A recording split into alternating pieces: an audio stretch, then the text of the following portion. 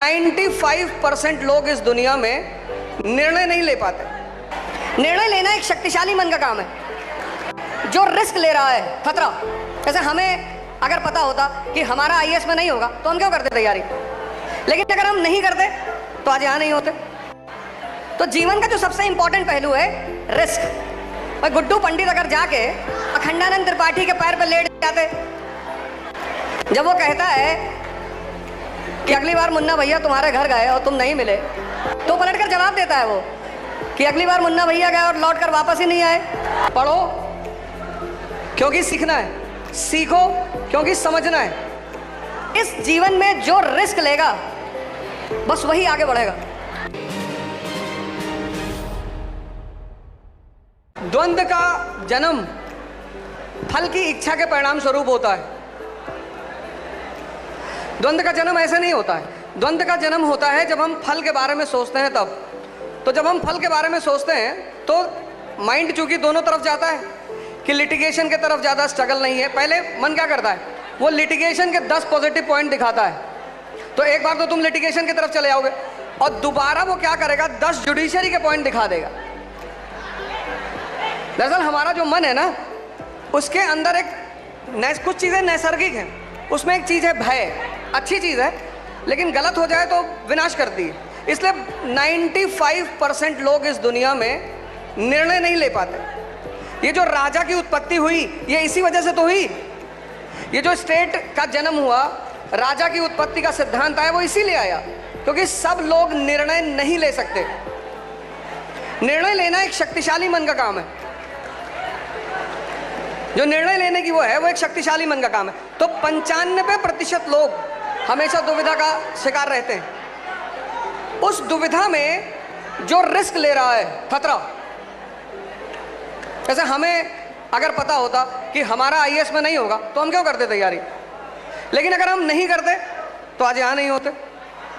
तो जीवन का जो सबसे इंपॉर्टेंट पहलू है रिस्क। भाई गुड्डू पंडित अगर जाके अखंडानंद त्रिपाठी के पैर पर लेट जाते, जब वो कहता है कि अगली बार मुन्ना भैया तुम्हारे घर गए और तुम नहीं मिले, तो पलटकर जवाब देता है वो कि अगली बार मुन्ना भैया गए और लौटकर वापस ही नहीं आए।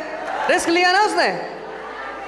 तो यही है कि इस जीवन में जो रिस्क लेगा बस वही आगे बढ़ेगा। द्वंद्व का कोई समाधान नहीं होता। जैसे बहुत सारे लोग सोचते हैं कि सोशियोलॉजी ऑप्शन रख लें, रख लिया।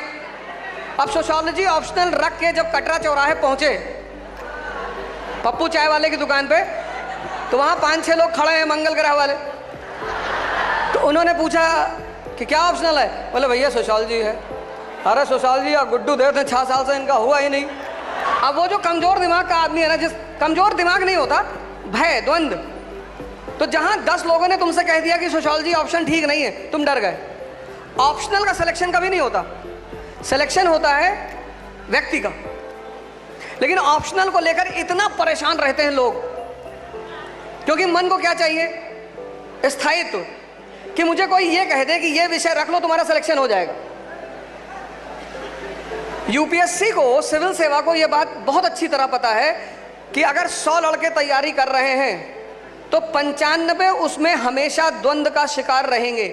जैसे मैं तुम्हें एग्जांपल बता दूं, इतने सारे लोग यहाँ हैं, इतने लमसम 2-2.5 हजार के आसपास, 3 हजार के आसपास लोग यहाँ पर हैं। चलो 4 मान लो, 10 मान लेते हैं, 15,000 है। लेकिन अगर मैं इन सारे लोगों से पूछूं कि ओके का फुल फॉर्म क्या होता है, बता दिए तुरंत। और वो इसलिए बताए क्योंकि अभी एक लड़के का यूपीएससी में सिलेक्शन हुआ, उसकी भी कहानी। आजकल सोशल मीडिया बहुत एक्टिव है, तो उससे यही क्वेश्चन इंटरव्यू में पूछा गया। अब यहां कम से कम 50% ऐसे लोग होंगे, अच्छा पाषाण युग से भी हैं। अरे भगवान, उसकी शुरुआत मैं यहीं से करता हूं। पढ़ो क्योंकि सीखना है, सीखो क्योंकि समझना है। तो जितनी समझ में, और सीखना और समझना एक स्लो प्रोसेस है। ऐसे पढ़ना बहुत तेजी की प्रोसेस है। तुम एक चैप्टर को 1 घंटे में खत्म कर सकते हो, लेकिन उस चैप्टर को समझने में हो सकता है तुम्हें 10 दिन लग जाए। ये जो समझने की प्रक्रिया है ये स्लो है। तो मन की जो प्रवृत्तियां हैं